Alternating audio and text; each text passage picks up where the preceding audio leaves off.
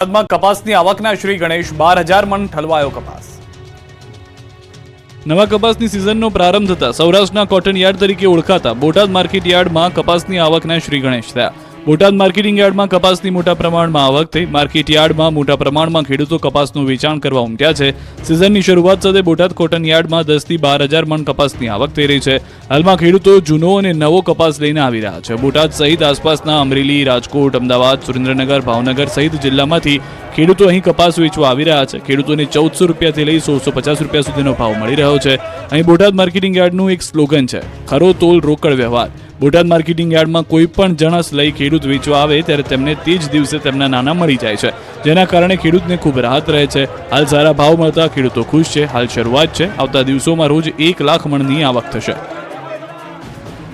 જામખંભાળિયામાં વીજ ધાંધિયાથી ખેડૂતો ત્રાહિમામ। જાતે જ જીવને જોખમમાં મૂકીને તાર ખેંચીને વીજ ફોલ્ટનું સમારકામ શરૂ કર્યું।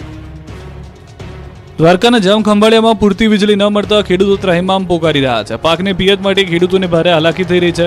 હાલ ખેતરોમાં મગફળી, કપાસ સહિતના પાકને પિયતની જરૂર છે, ત્યારે વારંવાર વીજ ફોલ્ટથી પિયતમાં પરેશાની થઈ રહી છે, જેને લઈ ખેડૂતોમાં પીજીવીસીએલ સામે રોષ જોવા મળ્યો। છેલ્લા 7 દિવસથી પૂરતો વીજ પુરવઠો નથી મળી રહ્યો। પીજીવીસીએલને જાણ કરતા તેઓ વૃક્ષોનું બહાનું આપી રહ્યા છે, ત્યારે પાક બચાવવા આ વિસ્તારના ખેડૂતો મેદાને આવ્યા છે। ખેડૂતોએ જાતે જ વૃક્ષોનું ટ્રીમિંગ કરી જીવ જોખમમાં મૂકીને તાર ખેંચીને વીજ ફોલ્ટનું સમારકામ શરૂ કર્યું। મોડી રાત સુધી ખેડૂતો જીવના જોખમે વીજ તારના રિપેરિંગની કામગીરી કરતા દેખાયા। 100 થી 150 ખેડૂતો એકત્ર થઈ પીજીવીસીએલની એક ટુકડીની સાથે જાતે જ રિપેરિંગનું કામ કરી રહ્યા છે। છેલ્લા કેટલાક દિવસોથી વીજ પુરવઠો ન મળતા ખેતરોમાં ઊભો પાક સુકાઈ રહ્યો છે, જેના કારણે ખેડૂતોની સ્થિતિ કફોડી બની છે। ખંભાળિયા તાલુકાના કેશોદ, ઠાકર શેરડી, ભીંડા સહિતના ગ્રામ્ય વિસ્તારમાં ખેડૂતોએ પોતાનો કિંમતી પાક બચાવવા જોખમ લીધું છે। બનાસકાંઠાના લાખણી યાર્ડમાં વેપારી વિભાગમાં ભાજપની જીત, બળવાખોરો હારી ગયા। બનાસકાંઠા જિલ્લાના લાખણી એપીએમસીમાં વેપારી વિભાગની મતગણતરી પૂર્ણ થઈ। માર્કેટ યાર્ડ ખાતે ભાજપ દ્વારા મેન્ડેટ આપેલ 4 વેપારી વિભાગના ઉમેદવારો વિજેતા બન્યા। ભાજપ સામે ઉમેદવારી નોંધાવનાર 6 વેપારીઓની હાર થઈ છે। ભાજપના 4 વેપારીઓની જીતને લઈ વેપારી વિભાગમાં ખુશીનો માહોલ જોવા મળ્યો। વેપારીઓ વિજેતા ઉમેદવારને અભિનંદન પાઠવ્યા હતા। જોકે જે મેન્ડેટ આપ્યા હતા તેની સામે પણ ઉભા રહેલા કેટલાક ઉમેદવારો ભાજપના જ હોવાની જાણકારી છે। વડોદરામાં શ્વાન મુદ્દે થઈ મારામારી, 5 ને પહોંચી ઈજા। વડોદરામાં ભાવપુરા ગામે ગણપતિ વિસર્જનમાં પાલતુ શ્વાનના કારણે ઘર્ષણ થયું। પાલતુ શ્વાન કરડવા પાછળ દોડતું હોવાથી ઠપકો આપતા બબાલ થઈ હતી। 2 જૂથ સામસામે આવી ગયા હતા। લાકડીઓ લઈને એકબીજા પર તૂટી પડ્યા હતા, જેથી બબાલમાં 3 મહિલા અને 2 યુવકો ઇજાગ્રસ્ત થયા। ઇજાગ્રસ્તોએ લાકડી અને ફેંટોથી માર મારવાનો આક્ષેપ કર્યો। બંને પક્ષે છૂટા હાથની મારામારી કરી। સામાન્ય વાતમાં થયેલી મારામારીને લઈ જરોદ પોલીસે કાયદેસરની કાર્યવાહી હાથ ધરી। શહેર ગણેશ વિસર્જન વખતે સામે આવી બેદરકારી, નદીમાં ખાબક્યા લોકો। મહીસાગરના સંતરામપુરમાં ગણેશ વિસર્જન દરમિયાન મોટી હોનારત થતા ટળી ગઈ છે। સંતરામપુર નગરપાલિકાના વિસર્જન દરમિયાન તરાપો ફરી ગયો। ગણેશજીની પ્રતિમાના વજનને લઈ તરાપો ફરી ગયો, જેથી તરાપા પર ઉભેલા લોકો તળાવમાં ડૂબી ગયા હતા। ભાગદોડ મચી ગઈ હતી। તરવૈયાઓ દ્વારા અન્ય બોટની મદદથી લોકોને બચાવી લેવાયા। વડોદરાના નેતાઓની બેદરકારીનો પણ એક વિડીયો જોવા મળ્યો। ગણેશ વિસર્જન દરમિયાન નેતાઓ કોઈ પણ સેફટી વિના તરાપા પર ઉભા રહી વિસર્જન કરતા દેખાયા। નેતાઓ સહિત 14 લોકોએ તરાપા પર ઉભા રહી વિસર્જનની ફોટોગ્રાફી પણ કરાવી અને તળાવ પર પાલિકા અને ફાયરની ટીમ સહિતનું તંત્ર ફક્ત તમાશો જોતું રહ્યું। સુરતમાં ગણપતિ વિસર્જન દરમિયાન મોટી દુર્ઘટના ટળી। વિસર્જન કરનાર 5 જેટલા સ્વયંસેવકો પાણીમાં પડ્યા હતા। હજીરા પોઈન્ટ પર બાપાની મોટી પ્રતિમાને વિસર્જિત કરાઈ રહી હતી તે સમયે આ બનાવ બન્યો હતો। ભાદરવી પૂનમના મેળાના છેલ્લા દિવસે ગૃહ રાજ્યમંત્રી હર્ષ સંઘવીએ કરી પૂજા। ડીજીપી વિકાસ સહાયે અંબાજી મંદિરના શિખર પર ધજા ચડાવી। ભાદરવી સુદ આઠમ તારીખ 12 સપ્ટેમ્બરથી શરૂ થયેલો ભાદરવી મહાકુંભનો આજે છેલ્લો દિવસ હતો। ભાદરવી પૂનમના દિવસે મોટી સંખ્યામાં ભક્તોનો ધસારો અંબાજી મંદિરે જોવા મળ્યો। વહેલી સવારે 6 વાગે માતાજીની મંગળા આરતીમાં બોલ માડી અંબે, જય જય અંબેનો નાદ કરતા કરતા મોટી સંખ્યામાં ભક્તો જગત જનની માં અંબાના આશીર્વાદ લેવા પહોંચ્યા। પૂનમને લઈ અનેક સંઘો અને પદયાત્રીઓએ માતાજીના મંદિરના શિખરે ધજા અર્પણ કરી અને ધન્યતા અનુભવી। મેળામાં કાર્યરત વિવિધ વિભાગો દ્વારા આજે ભાદરવી મહાકુંભ નિર્વિઘ્ને સંપન્ન થતા મંદિરના શિખરે ધજા ચડાવી માતાજીના આશીર્વાદ લીધા। આ સાથે ગૃહ રાજ્યમંત્રી હર્ષ સંઘવી અને ડીજીપી વિકાસ સહાય મા અંબાના દર્શન કરવા અંબાજી પહોંચ્યા। આ સાથે તેઓએ અબેલ ગુલાલ ઉડાવી મા અંબાની જય બોલાવી। ગૃહ રાજ્યમંત્રી હર્ષ સંઘવી અને ડીજીપી વિકાસ સહાયે અંબાજી મંદિરના શિખર પર ધજા ચડાવી। હર્ષ સંઘવીએ બોલ માડી અંબે, જય જય અંબેનો જયકારો કરી માતાજીના દર્શન કર્યા। સાથે ડીજીપી વિકાસ સહાયે પણ માતાજીના દર્શન કરી આશીર્વાદ મેળવ્યા। બાદમાં સંઘવીએ સિદ્ધહેમ સેવા કેમ્પની મુલાકાત લીધી, સાથે મેળાના પોલીસ કંટ્રોલ પોઈન્ટની પણ મુલાકાત લીધી હતી। અંબાજીમાં ભાદરવી પૂનમના મેળાના અંતિમ દિવસે મંદિર માઈ ભક્તોથી છલકાયું. 7 દિવસમાં 32 લાખ લોકોએ કર્યા દર્શન. અંબાજીમાં ભાદરવી પૂનમના મેળાનો આજે છેલ્લો દિવસ છે. રાત્રિના 12 કલાકે મેળો પૂર્ણ થશે. મેળાના 6 દિવસમાં અંબાજીમાં 27 લાખ યાત્રિકોએ માતાજીના દર્શન કર્યા. અંબાજીમાં ભક્તોનું ઘોડાપૂર જોવા મળી રહ્યું છે. બપોરે વિરામ બાદ મંદિરના દ્વાર ખુલતા જ માનવ મહેરામણ ઉમટ્યું.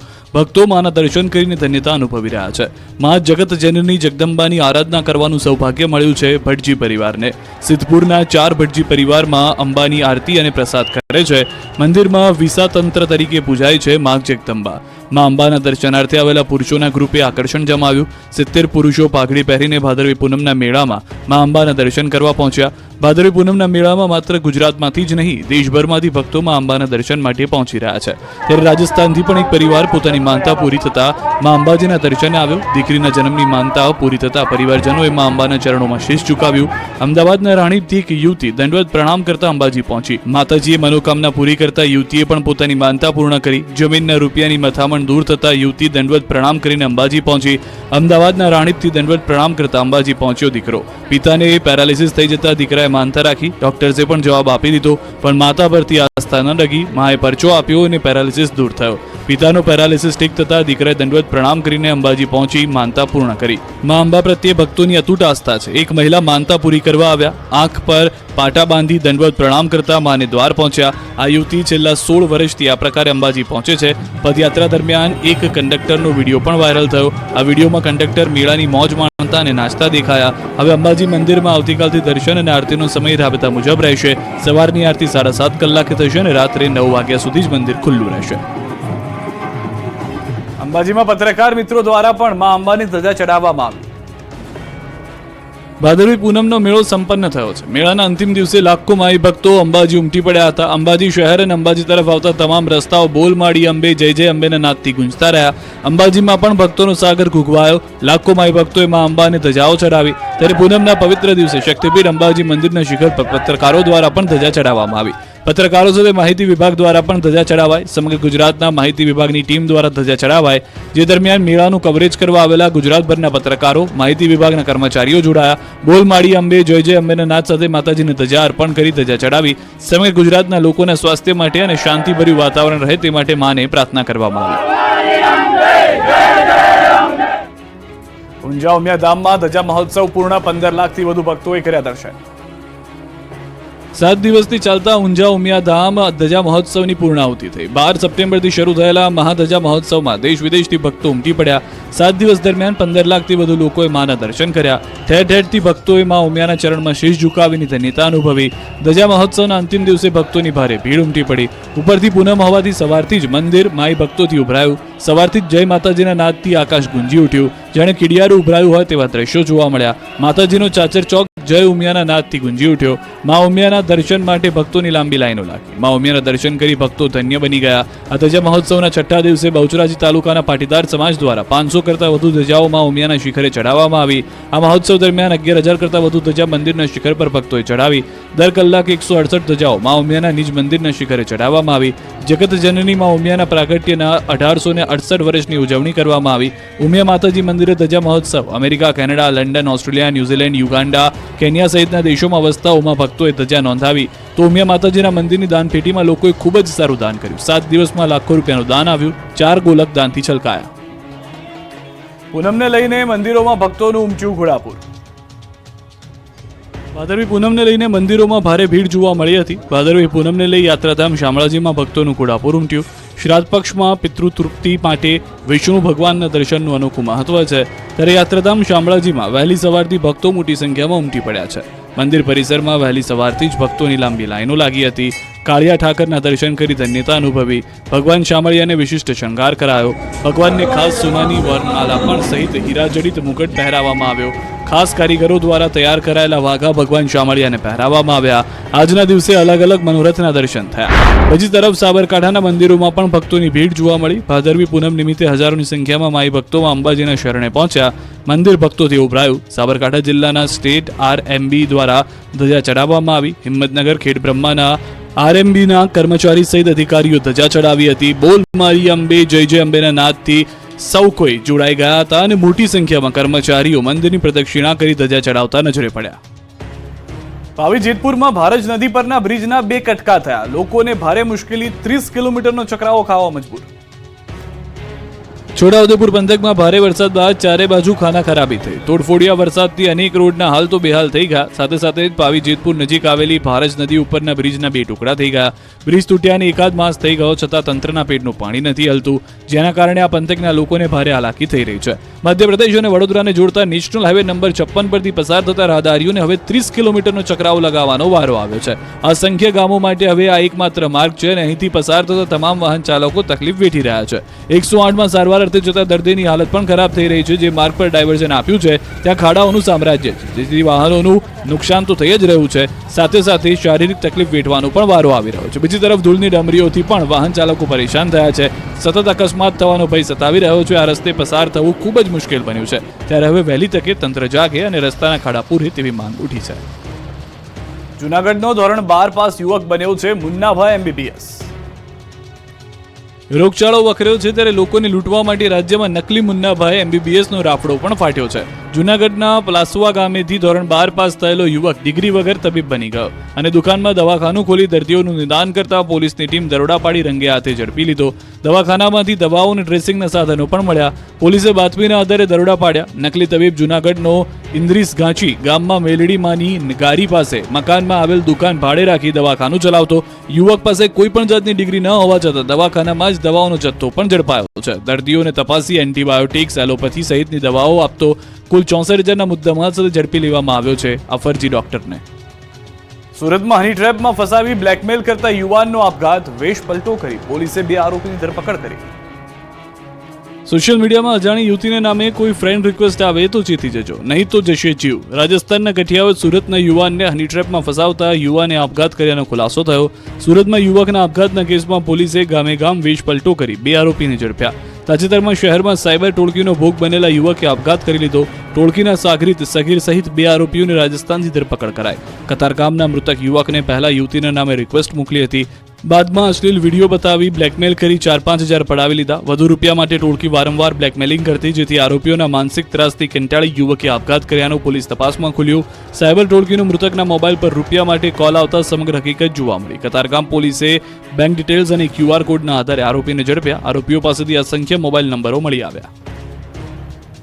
ટ્રેનમાં દરવાજા પાસે બેસવાની આદત હોય તો સુધરી જજો, નવસારીના યુવાનને થયો કડવો અનુભવ. રેલવેમાં મુસાફરી કરતા મુસાફરો થઈ જજો સાવધાન. નવસારી પાસે ટ્રેનના દરવાજા પાસે બેસી એક શિક્ષક મોબાઈલ પર વાત કરતા હતા, ત્યારે ટ્રેક પર ફરતા 4 યુવાનોએ મોબાઈલ છીનવવા ઝાપટ મારી. આ ઘટના કર્ણાવતી એક્સપ્રેસમાં સુરતથી વાપી જતી ટ્રેનમાં ઘટી. ચાલુ ટ્રેનમાં ઝાપટ મારી મોબાઈલ છીનવવાની આ તરકીબ જીવલેણ પણ સાબિત થઈ. વેજલપુર રેલવે ફાટકથી થોડે દૂર આંબેડકર અને રામનગરની વચ્ચે ઝાપટ વાગતા ફોન નીચે પડી ગયો અને તસ્કર યુવકનો હાથ બેગમાં ભરાઈ જતા ભોગ બનનાર પણ નીચે પટકાયો. 4 તસ્કર યુવકો 50,000ની કિંમતનો મોબાઈલ લઈને યુવાનને ઇજાગ્રસ્ત હાલતમાં મૂકી નાસી ગયા. યુવાન નીચે પટકાતા બંને પગમાં ગંભીર ઇજા થઈ. સ્થાનિકોએ તાત્કાલિક યુવાનને નવસારી સિવિલ હોસ્પિટલમાં સારવાર અર્થે ખસેડ્યો. સિવિલના ડોક્ટરે યુવાનના અસરગ્રસ્ત પગનો કેટલોક ભાગ કાપવાનો નિર્ણય કર્યો. આ સમગ્ર મામલે રેલવે પોલીસે કેસ નોંધી તપાસ શરૂ કરી. અમદાવાદમાં બાળકીના પેટમાંથી નીકળ્યો 1200 ગ્રામ વાળનો ગુચ્છો. અમદાવાદની સોલા સિવિલમાં 13 વર્ષની બાળકીની જટિલ સર્જરી સફળતાપૂર્વક કરાઈ છે. બાળકીના પેટમાંથી 1200 ગ્રામ વાળનો ગુચ્છો સફળતાપૂર્વક કાઢવામાં આવ્યો. બાળકી પેટમાં દુખાવાની ફરિયાદ કરતી, જેના કારણે યુવતીએ અન્ય ઇન્ફેક્શનની પણ ફરિયાદ કરી હતી. બાળકીને તાત્કાલિક ઓપરેશનની જરૂર હતી, જેની તપાસ કરતા પેટમાંથી વાળનું મોટું ગુચ્છું જોવા મળ્યું. સિવિલના તબીબોએ દર્દીનું ઓપરેશન કર્યું. બાળકીની હોજરીમાંથી 1200 ગ્રામ વાળનો ગુચ્છો સર્જરી કરીને બહાર કઢાયો. તબીબોએ પ્રથમવાર લેપ્રોસ્કોપીની મદદથી આ જટિલ સર્જરી કરી, જેમાં બાળકીના પેટમાંથી 10 ઇંચ લાંબો હોજરીના શેપમાં વાળનો ગુચ્છો નીકળ્યો. બાળકી રાજસ્થાનના ડુંગરપુરની રહેવાસી છે. બાળકીને વાળ ખાવાની ટેવ હોવાનું જાણવા મળ્યું. અરવલ્લી જિલ્લાના વાતાવરણમાં પલટો આવ્યો છે. માલપુર ગ્રામ્ય, સજ્જનપુરા, કંપા સહિતના વિસ્તારમાં વરસાદી માહોલ જામ્યો. જિલ્લાના અનેક ગામોમાં મેઘરાજાનું આગમન થયું. વરસાદ વરસતા વાતાવરણમાં ઠંડક પણ પ્રસરી ગઈ. વડોદરાના કોર્પોરેશનની સામાન્ય સભામાં ભારે હોબાળો. શાસક પક્ષ નેતા મનોજ પટેલ અને ભાજપ કોર્પોરેટર આશિષ જોશી વચ્ચે બોલાચાલી થઈ. કોર્પોરેટર આશિષ જોશીએ આક્ષેપ કર્યો કે પૂર બાદ વોર્ડ નંબર 15માં કોઈ કર્ફ્યુ પણ નથી. કેશડોલ અને ઘરવખરી પણ આપવા આવ્યું નથી. સૌથી વધારે મહત્વની વાત એ છે કે યોગ્ય સર્વે પણ કરવામાં આવ્યો નથી. શાસક પક્ષના નેતાઓ કેમ ત્યાં આગળ જોવા નથી આવી રહ્યા અને શાસક પક્ષના નેતાઓએ કહ્યું કે ખોટી માહિતીના આધારે સભાને બાનમાં ન લેવી જોઈએ. વીએમસીના કમિશનર અને ડેપ્યુટી મેયરે કહ્યું કે જેમને સહાય નથી મળી તેમની યાદી આપો, અમે એમને સહાય અપાવીશું. અમદાવાદથી સમાચાર. રાહુલ ગાંધી સામે અભદ્ર ટિપ્પણી કરવાના મામલો. કોંગ્રેસ દ્વારા રૂપાલી સિનેમા સામે દેખાવો કરવામાં આવ્યા. શહેર કોંગ્રેસ પ્રમુખ સહિત નેતાઓ જોડાયા. ભાજપ નેતા દ્વારા અભદ્ર ટિપ્પણીનો વિરોધ. દેશના અલગ અલગ ભાગોમાં વિરોધ કરવામાં આવ્યો. અભદ્ર ભાષાનો ઉપયોગ કરનાર સામે કરાશે ફરિયાદ. ભાજપ નેતાઓ સાથે કોંગ્રેસ કરશે પોલીસ ફરિયાદ. અમદાવાદમાં કારંજ પોલીસ સ્ટેશનમાં દાખલ કરાશે ફરિયાદ. જૂનાગઢ તાલુકાના 35 સરપંચના રાજીનામા. વહીવટીતંત્ર અને સરપંચો વચ્ચે વિવાદમાં વિવિધ વિકાસ કામો ટલ્લે ચડતા હોવાથી 35 જેટલા સરપંચોએ રાજીનામા ધરી દીધા છે. 3 વાગે ટીડીઓએ મીટિંગ બોલાવી, પરંતુ હાજર ન રહેતા સરપંચોનો રોષ ભભૂકી ઉઠ્યો. ગ્રામ પંચાયતના વહીવટી કામોમાં જીએસટી સહિતના અનેક મુદ્દાઓ ઘણા સમયથી વિલંબે છે.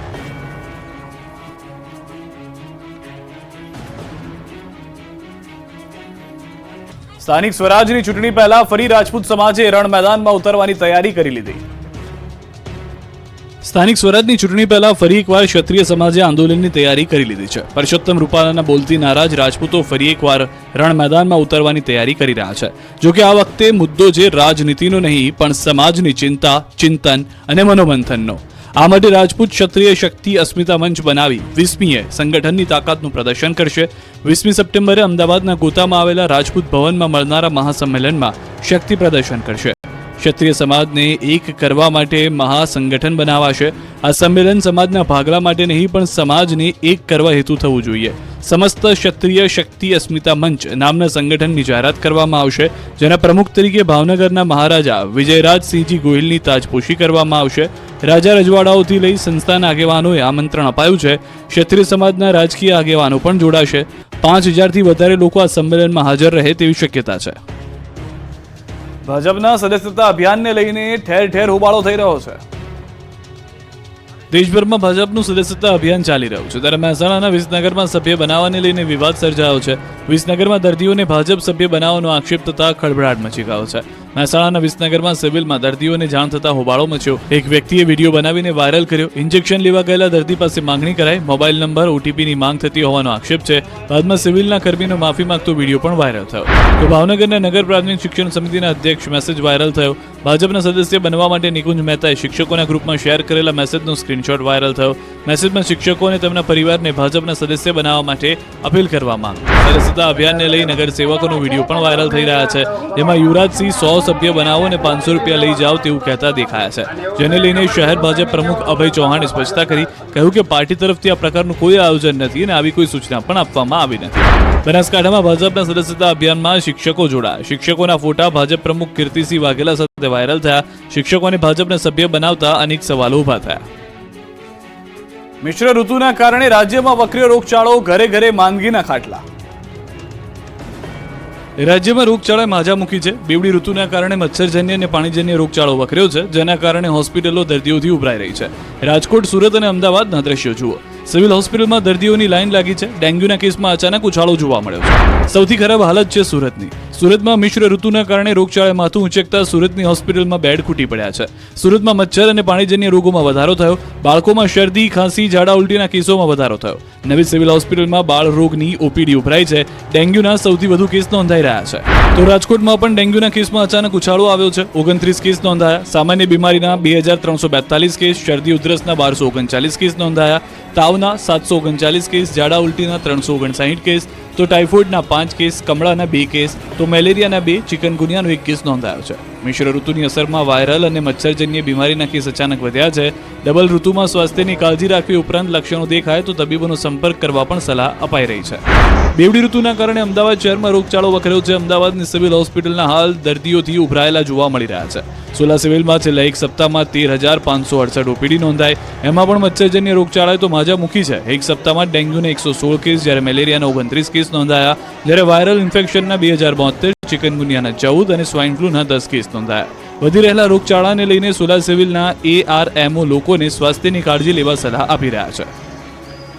સુરતની નવી સિવિલ હોસ્પિટલમાં જર્જરિત મિલકત અંગે કાયદા કથા સંસ્થા દ્વારા 1 દિવસના ધરણા. સુરત શહેર સહિત અનેક જિલ્લાના ગરીબ તેમજ મધ્યમ વર્ગના લોકો માટે આશીર્વાદ સમાન સુરત નવી સિવિલ હોસ્પિટલ જર્જરિત બની ગઈ છે. લોકો માટે જીવના જોખમ સમાન બનેલી મિલકતને લઈને વિરોધ કરવામાં આવી રહ્યો છે. બિલ્ડિંગ જર્જરિત થઈ ગઈ હોવા છતાં પણ ત્યાં દર્દીઓની સારવાર કરવામાં આવી રહી છે, જેને લઈ સુરતની કાયદા કથા સંસ્થા દ્વારા એક દિવસના ધારણા કરી અને વિરોધ કરવામાં આવી રહ્યો છે.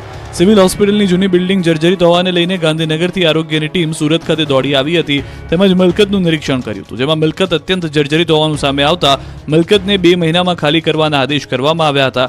જે વાતને 2 મહિના પૂરા થવા છતાં બિલ્ડિંગ ખાલી ન કરવામાં આવતા કાયદા કથા સંસ્થા દ્વારા એક દિવસના ધરણા કરવામાં આવ્યા છે. આ ઇમારતને 60 દિવસમાં ખાલી કરવાનો નિર્ણય લીધો હતો, જેની સમય મર્યાદા સપ્ટેમ્બર 17ના રોજ સમાપ્ત થઈ ગઈ છે. તેમ છતાં વહીવટીતંત્ર કાર્યવાહી નહીં કરે તો મામલો હાઈકોર્ટમાં લઈ જવાની ચીમકી આપવામાં આવી છે. બોટાદમાં કપાસની આવકના શ્રી ગણેશ 12,000 મણ ઠલવાયો કપાસ. નવા કપાસની સિઝનનો પ્રારંભ થતા સૌરાષ્ટ્રના કોટન યાર્ડ તરીકે ઓળખાતા બોટાદ માર્કેટ યાર્ડમાં કપાસની આવકના શ્રી ગણેશ થયા. બોટાદ માર્કેટિંગ યાર્ડમાં કપાસની મોટા પ્રમાણમાં આવક થઈ. માર્કેટ યાર્ડમાં મોટા પ્રમાણમાં ખેડૂતો કપાસનું વેચાણ કરવા ઉમટ્યા છે. સિઝનની શરૂઆત સાથે બોટાદ કોટન યાર્ડમાં 10 થી 12,000 મણ કપાસની આવક થઈ રહી છે. હાલમાં ખેડૂતો જૂનો અને નવો કપાસ લઈને આવી રહ્યા છે. બોટાદ સહિત આસપાસના અમરેલી, રાજકોટ, અમદાવાદ, સુરેન્દ્રનગર, ભાવનગર સહિત જિલ્લામાંથી ખેડૂતો અહીં કપાસ વેચવા આવી રહ્યા છે. ખેડૂતોને 1400 રૂપિયાથી લઈ 1650 રૂપિયા સુધીનો ભાવ મળી રહ્યો છે. અહીં બોટાદ માર્કેટિંગ યાર્ડનું એક સ્લોગન છે, ખરો તોલ રોકડ વ્યવહાર. બોટાદ માર્કેટિંગ યાર્ડમાં કોઈ પણ જણસ લઈ ખેડૂત વેચવા આવે ત્યારે તેમને તે જ દિવસે તેમના નાના મળી જાય છે, જેના કારણે ખેડૂતને ખૂબ રાહત રહે છે. હાલ સારા ભાવ મળતા ખેડૂતો ખુશ છે. હાલ શરૂઆત છે, આવતા દિવસોમાં રોજ 1 લાખ મણની આવક થશે.